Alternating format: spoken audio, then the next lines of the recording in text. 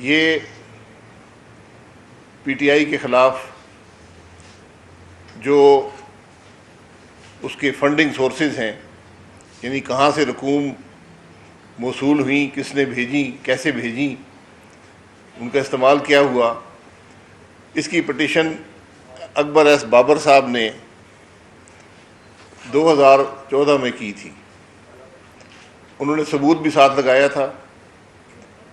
انہوں نے جو قانون توڑا گیا ہے، جو جھوٹ بولا گیا ہے، اس کی ایک لمبی تفصیل بھی مہیا کی تھی۔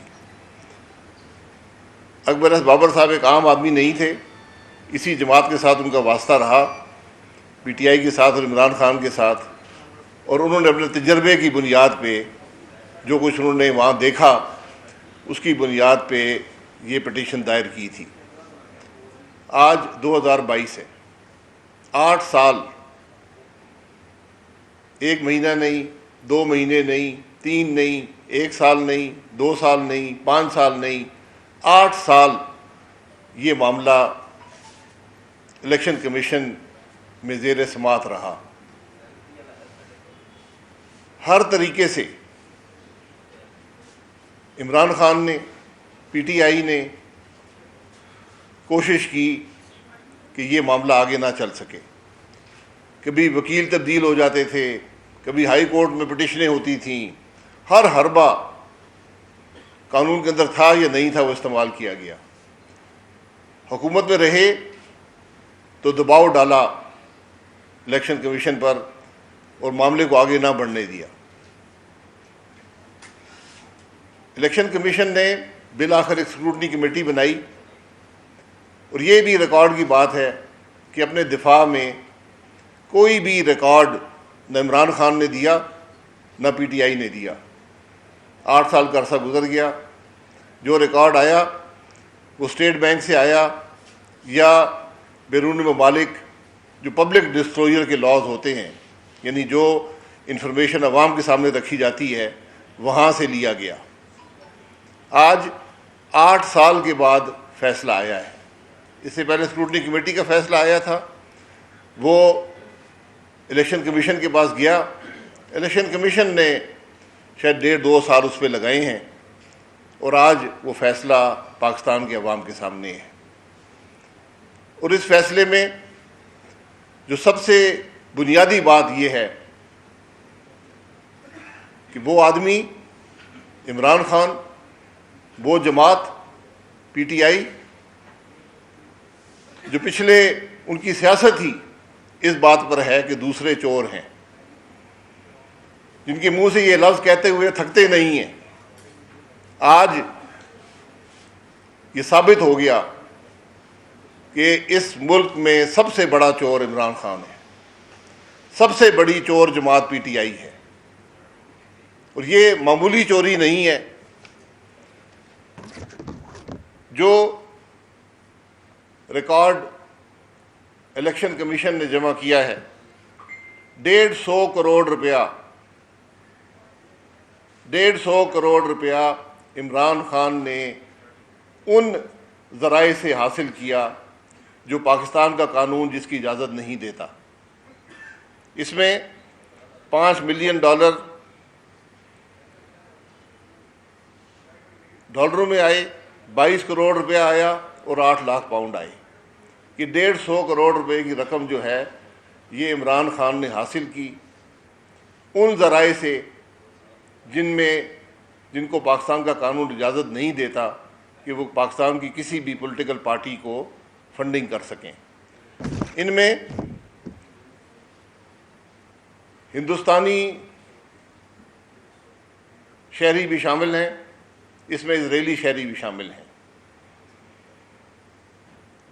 دوسروں پر غداری کا الزام لگانے والے آج ان باتوں کا جواب دیں کہ ہندوستانیوں اور اسرائیلیوں سے فنڈنگ حاصل کر کے وہ کس کا کام کر رہے تھے۔ امریکہ سے جو فنڈنگ آئی اس کی ایک بڑی لمبی تفصیل ہے۔ 2 کمپنیاں امریکہ میں بنائی گئیں، کینیڈا میں بنائی گئیں، آسٹریلیا میں، پتہ نہیں کون سے ممالک میں، کون سا ملک ہے جہاں نہیں بنی، اور سب دھوکہ دینے کے لیے ہر کمپنی کے آگے PTI لکھا ہوتا تھا. کیا قانون اس بات کی اجازت دیتا ہے؟ یہ کمپنیاں وہاں پر غیر ملکیوں سے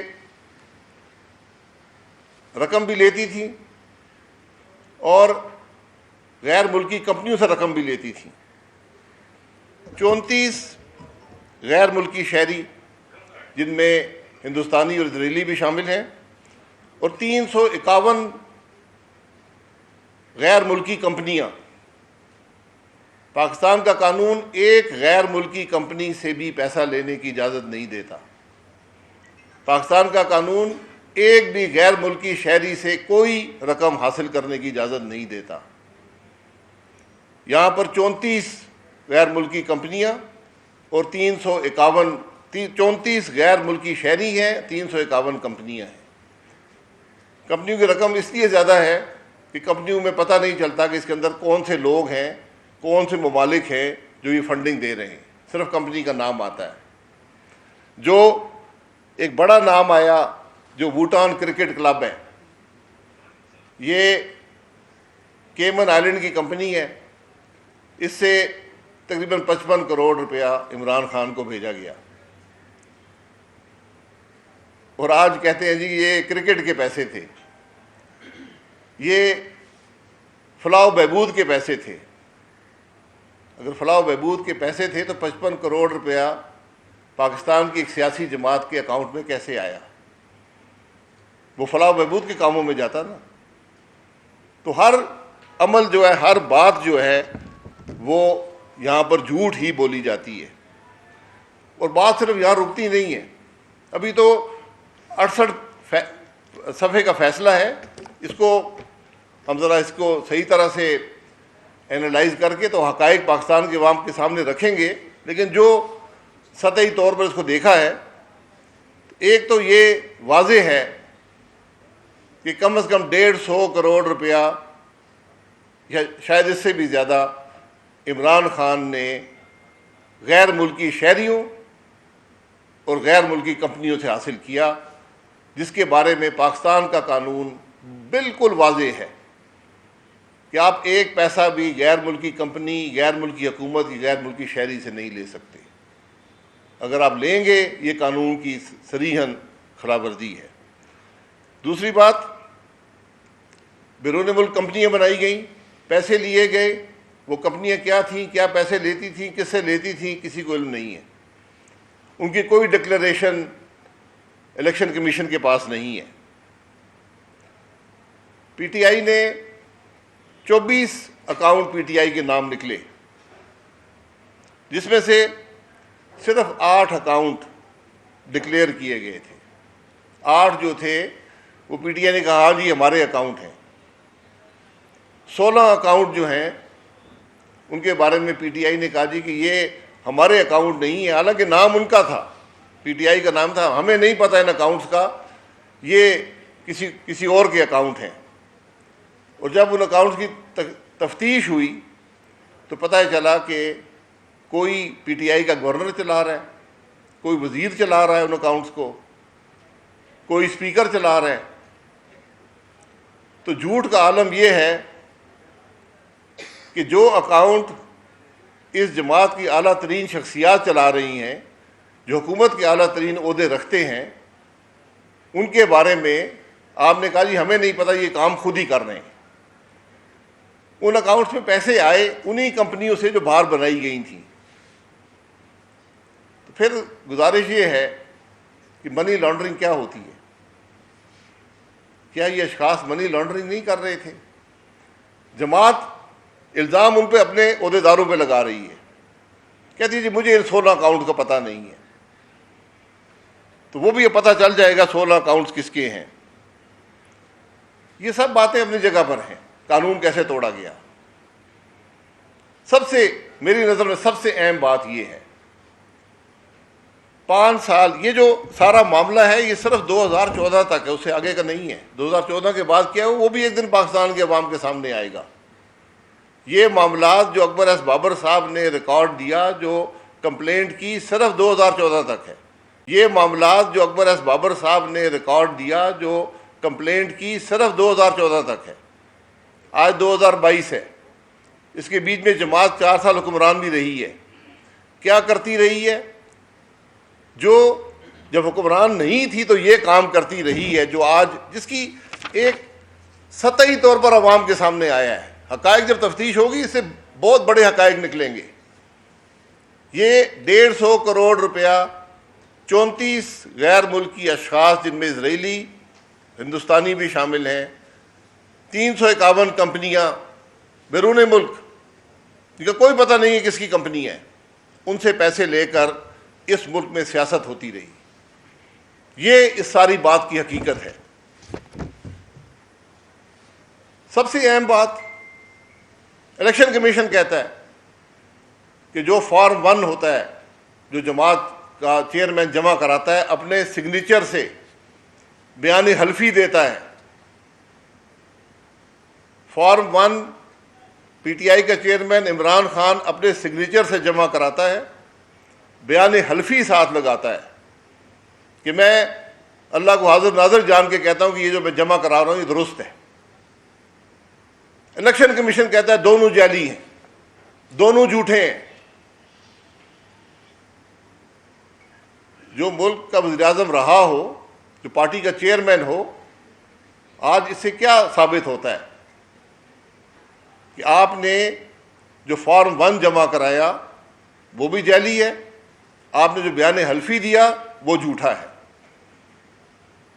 اب آ جائیں صادق اور امین پر.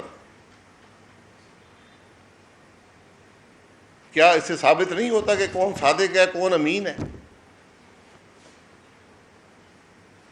اس ملک کے سپریم کورٹ نے خود ٹرائل کورٹ بن کر اس ملک کے وزیر اعظم کو اس بات پر سیاست سے تاحیات علیحدہ کیا کہ اس نے 10 سال پہلے اپنے بیٹے کی کمپنی سے ویزا لینے کے لیے جو اس نے ڈائریکٹرشپ حاصل کی تھی اس کی فیس نہ لی، اس پر اس کو آپ نے کہا یہ صادق اور امین نہیں ہے.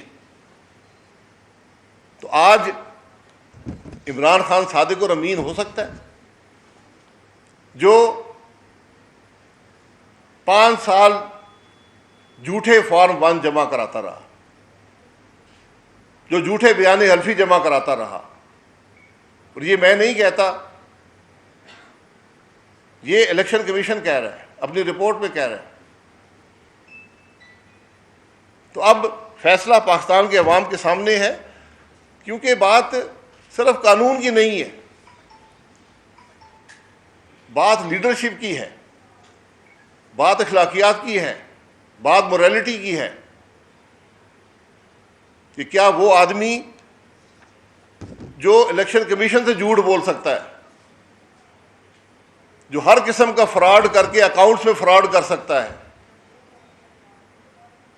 جو یہ کہہ سکتا ہے کہ میری جو کمپنی، جو میری پارٹی جو اکاؤنٹس آپریٹ کرتی رہی ہے مجھے نہیں پتا، جب تفتیش ہوتی ہے تو اسی کے سب پیروکار جو کوئی وزیر بنے ہوئے ہیں، کوئی سفیر بنے ہوئے ہیں، کوئی مشیر بنے ہوئے ہیں، کوئی گورنر ہیں، کوئی اسپیکر ہیں، کوئی وزیر ہیں، نام ان کے نکلتے ہیں. تو یہ ایک پورے فراڈ کی ایک سازش ہے جو آج پاکستان کے عوام کے سامنے آئی ہے. یہ صرف الیکشن کے قوانین کی خلاف ورزی نہیں ہے، یہ ملک کے آئین کو صرف توڑنا نہیں ہے، یہ ایک سازش ہے کہ بیرونی شخصیات سے، بیرونی کمپنیوں سے فنڈنگ حاصل کر کے پاکستان کے اندر سیاست کی گئی، پاکستان کے عوام سے جھوٹ بولا گیا، پاکستان کے عوام کو دھوکہ دینے کی کوشش کی گئی. آج اصل سوال یہ ہے، قانون تو اپنا رخ لے گا، جو بھی اس رپورٹ کے بعد ہونا ہے وہ تو قانون کا راستہ ہے، لیکن اصل سوال یہ ہے کہ ایک ایسا آدمی، اور ہم نے بارہا یہ کہا، میں بارہا یہ کہتا ہوں، عمران خان کا ایک سچ بتا دے تو ایک سچ بولا ہو. آج الیکشن کمیشن بھی اس بات کی تصدیق کرتا ہے کہ عمران خان نے الیکشن کمیشن سے بھی کوئی سچ نہیں بولا. 5 سال فارم 1 بھی جعلی، 5 سال بیان حلفی بھی جعلی. 2014 کے بعد کیا ہوا وہ بھی ریکارڈ کا حصہ ہے، وہ بھی ایک وقت آپ کے سامنے آ جائے گا. تو آج پاکستان کے عوام یہ فیصلہ کر لیں قانون اپنا راستہ لے گا۔ آج فیصلہ پاکستان کے عوام کا ہے کہ کیا وہ ایک جھوٹے سازشی شخص کو اس ملک میں سیاست کی اجازت ہونی چاہیے یا نہیں۔ میں پھر گزارش کر دوں، ہمارے ملک میں بڑی واضح فیصلے ہیں، سپریم کورٹ کا خود فیصلہ ہے کہ صادق اور امین کیا ہوتا ہے۔ کیا قانون دوہرا ہوتا ہے؟ نواز شریف کے لیے کوئی اور قانون ہے، عمران خان کے لیے کوئی اور قانون ہے۔ آج یہ سوال بھی اٹھتا ہے۔ تو آج فیصلہ الیکشن کمیشن کے پاس جو ہے وہ ہے، جو قانون نے کرنا وہ ہے۔ آج مقدمہ پاکستان کے عوام کی عدالت میں چلا گیا ہے، وہ اپنا فیصلہ خود کر لیں۔ بہت شکریہ جی۔ یہ بتائیے کہ آپ کیا کریں گے اس کے اوپر؟ پاکستان مسلم لیگ اس کیس کو آگے لے کے جائے؟ یہ پاکستان مسلم لیگ کا کام نہیں ہے۔ اکبر ایس بابر صاحب نے اس کی کمپلینٹ کی تھی، الیکشن کمیشن نے رپورٹ بنا دی ہے، فیصلہ دے دیا ہے۔ اب قانون اپنا راستہ لے گا، وہ کیا راستہ ہے یہ آپ کو وقت پہ نظر آئے گا۔ اس میں الیکشن کمیشن کا کیا رول ہے، حکومت کا کیا رول ہے، عدالتوں کا کیا رول ہے، یہ سب قانون کے مطابق ہے۔ نے رپورٹ بنا دی ہے، فیصلہ دے دیا ہے، اب قانون اپنا راستہ لے گا۔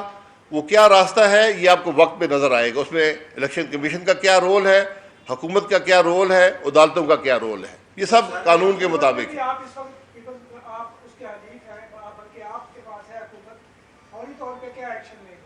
دیکھیں میں یہ آپ کو بتا رہا ہوں، جو بھی قانونی راستہ ہوا اس کا تعین جو ہے وہ لیگل ایکسپرٹ کریں گے، وزارت قانون کرے گی اور عدالتیں کریں گی۔ الیکشن کمیشن کی جانب سے یہ رپورٹ فیڈرل گورنمنٹ کو بھیج دی گئی ہے، اس میں 3-4 چیزیں الیکشن کمیشن نے تو اپنا فیصلہ دے دیا کہ الیکشن کمیشن کے رولز کو توڑا گیا ہے، قوانین کو توڑا گیا ہے، لیکن اس میں منی لانڈرنگ کی جو ایلیمنٹ ہے اس میں جی آئی ٹی یا مطلب یہ تفتیش کیسے ہوگی؟ دیکھیں تفتیش کی ضرورت نہیں ہے، ریکارڈ آپ کے سامنے آ گیا ہے۔ تفتیش وہاں کرنی ہوتی ہے جس پہ کسی پہ ریکارڈ کا پتہ کرنا ہو۔ یہاں تو سیدھی بات ہے، پیسے بھیجنے والے کون ہیں، لینے والے کون ہیں، ان کا استعمال کیا ہے، اور صرف یہاں پہ نہیں ہے، پی ٹی آئی کے اپنے ملازمین کے نام بھی اکاؤنٹ تھے، ان میں بھی پیسے آئے ہیں۔ اکثر یہ بھی پی ٹی آئی الزام بھی لگا رہی ہے، لیکن الیکشن کمیشن میں پاکستان مسلم لیگ نون اور پاکستان پیپلز پارٹی کا بھی کیس چل رہا ہے، تو ان کا تو بار بار یہ مطالبہ رہا ہے کہ تینوں اکٹھے فیصلے سنائے جائیں۔ جی وہ 8 سال بعد آ جائیں گے فیصلے۔ اگر یہ فیصلہ 8 سال میں آیا ہے تو اس کو کوئی 8 سال کی اجازت ہونی چاہیے۔ ہم تو کہتے ہیں کل فیصلہ کر دیں، ہمیں اس سے کوئی گھبراہٹ نہیں ہے۔ آپ اپنے کیس کی بات کریں جو آپ 8 سال لٹکاتے رہے، آج فیصلہ آ گیا، اس کا جواب تو دیں نا۔ اس کا یہ حضرات یہ بتائیں کہ یہ پیسے لیے گئے ہیں یا نہیں لیے گئے، یہ اکاؤنٹ ان کے ہیں یا نہیں ہیں۔ عمران خان نے جعلی بیان حلفی جمع کرایا یا نہیں کرایا، جھوٹا فارم 1 جمع کرایا یا نہیں کرایا، سوال تو یہ ہے۔ اس رپورٹ میں جو سوالات ہیں اس کے جوابات ذرا دے دیں۔ بھوٹان کرکٹ کلب کا $2.2 ملین 55 کروڑ روپیہ پی ٹی آئی کو موصول ہوا یا نہیں ہوا، یہ باتیں، اصل باتیں یہ ہیں۔ 150 کروڑ روپیہ کم از کم اس رپورٹ کے اندر شامل ہے، جو 34 شخصیات جن کا پاکستان سے کوئی تعلق نہیں ہے، 351 کمپنیاں جن کا پاکستان سے کوئی تعلق نہیں ہے، وہ پی ٹی آئی کو بھیج رہی ہیں تاکہ ملک میں سیاست کریں۔ تو کیا یہ 351 کمپنی اور 34 شخصیات ملک میں سیاست کر رہی ہیں؟ قانون کیوں بنتا ہے کہ بیرونی پیسہ آپ نہیں لے سکتے، تاکہ کسی اسرائیلی، کسی ہندوستانی، کسی اور ملک کا اثر پاکستان کی سیاست پہ نہ ہو۔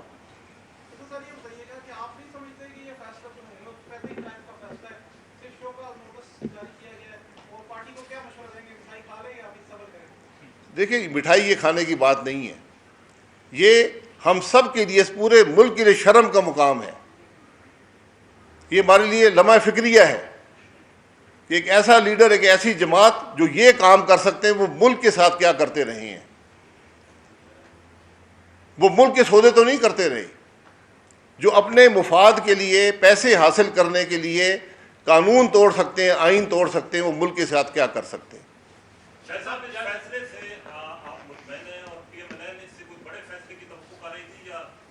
میرے اطمینان کی بات نہیں ہے، مجھے کوئی بڑے فیصلوں کی بات نہیں ہے۔ مجھے ضرورت تھی کہ حقائق پاکستان کے عوام کے سامنے آئیں کہ عمران خان کی حقیقت کیا ہے، پی ٹی آئی کی حقیقت کیا ہے۔ وہ آج الیکشن کمیشن نے 68 صفحے کی رپورٹ میں پاکستان کے عوام کے سامنے، پاکستان کے عوام کی عدالت میں رکھ دی ہے۔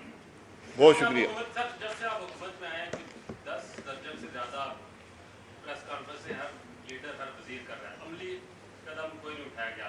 آج کا فیصلہ آنے کے بعد کیا مزید کوئی گنجائش ہے باتیں کرنے کی، یا عملی وقت آ گیا؟ عملی قدم جھوٹ نہیں ہوتا، عملی قدم قانون کے مطابق ہوتا ہے۔ ہم نے کسی پر الزام نہیں لگایا، ہم نے کسی کو گالی نہیں نکالی، ہم نے کسی کی حد تک نہیں کی، ہم نے کسی کو جیل نہیں ڈالا۔ ورنہ ڈالے نا عمران خان کو جیل میں، بنتا ہے کہ نہیں بنتا ہے؟ پاکستان کے عوام فیصلہ کر لینا۔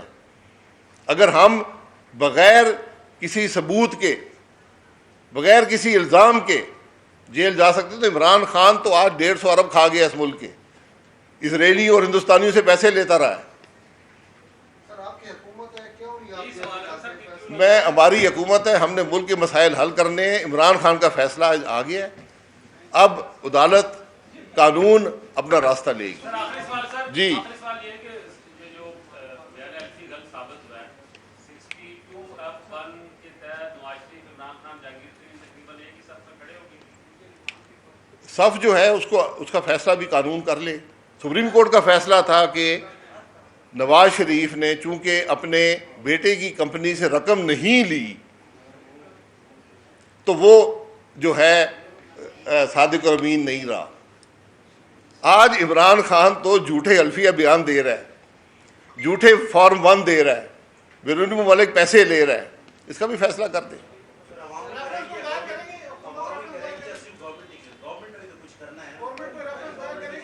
گورنمنٹ اپنا دیکھے، گورنمنٹ جو کرنا ہے وہ کرے گی، کیونکہ الیکشن کمیشن نے رپورٹ بڑی واضح دے دی ہے۔